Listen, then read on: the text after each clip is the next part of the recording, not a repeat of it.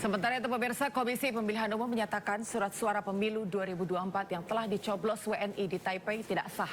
Hal ini buntut dari temuan surat suara pemilu Capres-Cawapres 2024 yang sudah tercoblos di Taipei. Pernyataan itu merespon temuan berdasarkan video yang viral di media sosial TikTok. Ketua KPU Hashim Ashari mengatakan sebagian WNI di luar negeri akan dikirimkan surat suara untuk mencoblos dengan metode pos. Namun distribusi surat suara untuk WNI di luar negeri belum dilakukan. KPU Republik Indonesia tidak akan menganggap sah surat suara yang telah didistribusikan ini dari Taipei. Mereka juga akan mengganti 31.276 surat suara Pilpres dan juga Pileg yang terlanjur dikirim ke WNI di Taipei. Telah mengirimkan surat suara untuk masing-masing jenis pemilu sebagaimana dimaksud kepada PPLN Taipei dan diterima seluruhnya pada tanggal 22 Desember 2023. Artinya PPLN Taipei pada tanggal 22 Desember 2023 telah menerima surat suara untuk 3 metode memilih di Taipei sebanyak 230.307 lembar surat suara. Yang kita alami sebagai rakyat Indonesia adalah kedepannya kita akan menghadapi pesta demokrasi, di mana KPU itu adalah lembaga yang sudah kita percaya dan kita berikan mandat untuk menyelenggarakan proses pemilu. Apabila terjadi degradasi atas integritas dari penyelenggaraan KPU itu sendiri, maka efeknya yang terbesar adalah adanya delegitimasi dari pasangan yang akan ditetapkan sebagai pemenang. Laporan tentang surat suara pemilu 2024 yang sudah terkirim dan tercoblos buat mengakomodasi warga Indonesia yang bermukim di Taipei menuai polemik pemirsa dan dinilai dapat merusak kepercayaan masyarakat. Sejumlah pihak menyayangkan kelalaian Komisi Pemilihan Umum yang menyebabkan surat suara pemilu 2024 sudah terkirim dan tercoblos di Taipei. Mengapa surat suara masuk ke Taiwan bisa di luar jadwal? Siapa yang salah? Kita akan membahasnya pemirsa lebih dalam bersama sejumlah narasumber yang sudah tersambung via Zoom bersama kami saat ini. Ada Komisioner KPU RI Idam Holik, Wakil Ketua Umum DPP Partai Perindo Ferry Kurnia Rizkiansyah, dan juga pakar hukum kepemiluan Titi Anggraini. Selamat malam Bapak-Bapak dan juga Mbak Titi. Selamat malam Pak Anggi, Pak Idam dan Pak Ferry. Baik. Selamat malam Mbak. Ya. Selamat malam Mbak. Selamat malam Pak Komisioner. Ya Mas Idam, ini lagi rame Mas Idam mengenai surat suara ke Taipei yang bisa tercoblos lebih awal. Bisa dijelaskan Mas Idam, apa yang menjadi penyebab surat ini lebih awal tiba di Taipei dan juga telah tercoblos? Karena seharusnya dikirimkan tanggal 2 Januari. Ya, terkait dengan pemberitaan tersebut, kemarin Ketua KPU RI telah menyampaikan dalam konferensi pers bagaimana peristiwa tersebut terjadi dan apa yang ditangani oleh KPU. Yang jelas saat ini KPU sedang mempersiapkan penggantian surat suara yang telah dikirim sebanyak 31.276.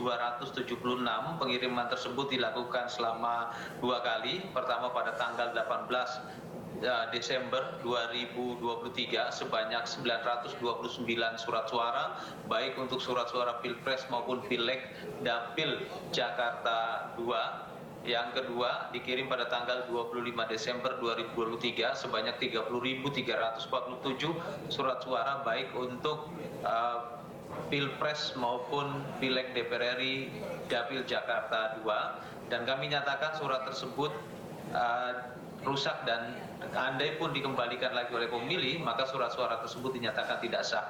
Dan kami telah tegaskan kepada PPLN Taipei agar melaksanakan ketentuan peraturan yang berlaku, di mana jadwal pengiriman surat suara pos itu akan dilaksanakan pada tanggal 2 sampai dengan 11 Januari 2023.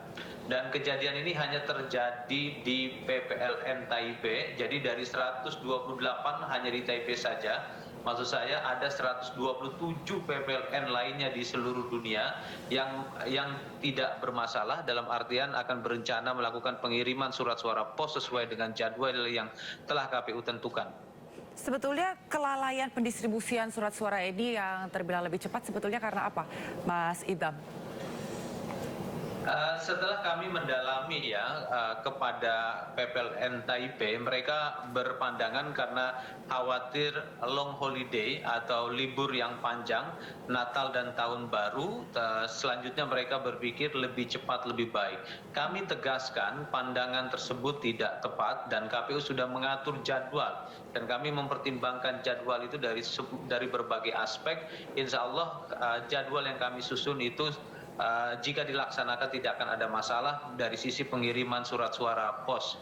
Dan kami juga menegaskan agar PPLN Taipei tidak melakukan pengulangan pelaksanaan tahapan yang tidak sesuai dengan jadwal. Karena dalam penyelenggaraan pemilu itu harus berprinsip pada predictable prosedur dan unpredictable result ya. Ini prinsip dasar dalam penyelenggaraan pemilu. Dan kami sampaikan pada kesempatan ini atas kejadian ini insya Allah ke depan proses pemberian suara lewat pos tidak akan terganggu. Kami akan mempersiapkan segala sesuatunya sehingga pemilih yang berhak atau pemilih yang namanya ada dalam DPT pos itu dapat menerima surat suara dengan baik. Oke, Mbak Titi dan juga Pak Ferry, mungkin ke Mbak Titi terlebih dahulu. Tanggapan Anda mengenai pengiriman surat suara yang lebih awal ini sebetulnya bisa diterima dengan akal sehat begitu Mbak, bahwa ini dikarenakan anggapan adanya long holiday atau sebetulnya bisa dibilang termasuk kelalaian atau kesembronoan dari pihak KPU? Iya, saya kira ini tidak boleh terjadi ya, karena bagaimanapun tadi sudah disampaikan KPU sudah mengatur jadwal yang sangat rinci tentang kapan pemungutan suara di luar negeri dilakukan, bisa menggunakan 3 metode, TPS-LN, kotak suara keliling atau KSK, lalu juga lewat pos. Jadi ini juga menjadi pengetahuan bagi kita di dalam negeri bahwa pemungutan suara bagi pemilih di luar negeri itu memang bisa dilakukan via pos, tetapi ada jadwal-jadwalnya. Pemungutan suaranya sendiri kalau berdasarkan peraturan KPU nomor 25 tahun 2023 kan baru akan berlangsung antara 2 Januari sampai dengan 15 Februari ya Pak Idam ya, kalau berdasarkan lampiran 1 PKPU 25 tadi. Nah, untuk mendapatkan surat suara via pos tadi, maka ada proses pengiriman dan di dalam peraturan KPU itu juga sudah diatur pengirimannya akan berlangsung dari tanggal 2 sampai 11 Januari. Ini kan terbuka karena antusiasme pemilih kita di luar negeri. Mereka senang mendapatkan surat suara lalu memposting di media sosial dan saya kira ini menjadi alat bantu kita di dalam mengetahui, mengontrol, memonitor proses yang ada di luar negeri. Bayangkan kalau itu tidak terjadi, jangan-jangan kita tidak ada yang tahu bahwa ada distribusi surat suara yang dilakukan tidak sesuai dengan jadwal. KPU mengatur jadwal tersebut tentu dengan pertimbangan-pertimbangan soal bahwa surat suara harus diterima dalam durasi waktu yang memberikan kepastian tadi ya prosedur. Dan kalau terjadi sekarang kan terlihat ya, itu kemudian memicu banyak sekali pertanyaan. Ada yang bertanya kepada saya, Mbak, kok ini surat suara sudah beredar? Ternyata ada pemilih kita yang tidak tahu bahwa pemilih di luar negeri itu bisa memilih lewat pos. Asumsinya itu Mbak Anggi langsung, ini KPU-nya kok curang? Makanya saya luruskan, pemilih di luar negeri itu bisa menggunakan hak pilih melalui surat suara yang dikirim via pos.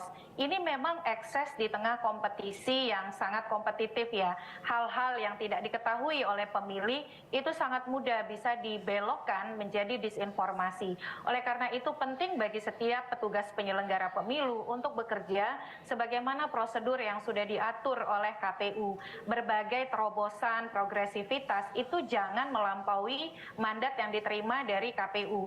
Ini juga menjadi koreksi nih soal pola koordinasi dan juga sistem kontrol di dalam distribusi logistik. Karena pasti jajaran PPLN di Taipei itu kan tidak bekerja di dalam ruang hampa. Ada pengawas di sana, ada saksi partai di sana, ada saksi pasangan calon juga di sana.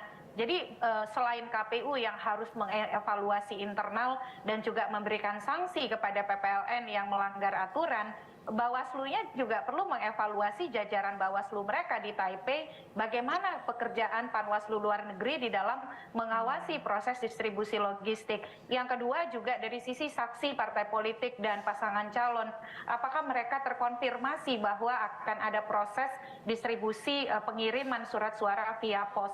Nah ini menurut saya menjadi alarm bagi semua pihak, terutama untuk memastikan proses pemilu di luar negeri itu berjalan sesuai prosedur yang sudah diatur supaya dia tidak membawa ekses pada narasi-narasi atau kemudian spekulasi yang sifatnya konspiratif ya. Kita ingin pemilu itu berjalan baik, apalagi memang pemilu lewat pos itu sangat rentan. Betul. Jadi Berarti potensi pengawasannya juga lemah begitu dan tidak bisa dipastikan seperti kita mengawasi pemilu di TPS. Betul, betul. Itu nanti akan jadi pertanyaan saya juga Mbak Titi terkait dengan proses pengawasannya sendiri. Ada yang menarik dari statement Mbak Titi tadi adalah apakah parpol sendiri terinformasi dengan bagaimana proses pemilu di luar negeri. Sebagai salah satu peserta pemilu di sini juga ada Pak Ferry dari Perindo. Pak Ferry sebagai salah satu peserta pemilu sudah terinformasi belum Pak mengenai proses pemilu di luar negeri dan bagaimana tanggapan Anda atas surat suara yang sudah dikirimkan dan sudah tercoblos lebih awal ini, tapi nanti boleh dijawab setelah jeda berikut. Pemirsa, kami masih akan kembali usai jeda, tetap bersama kami di Sindo Prime.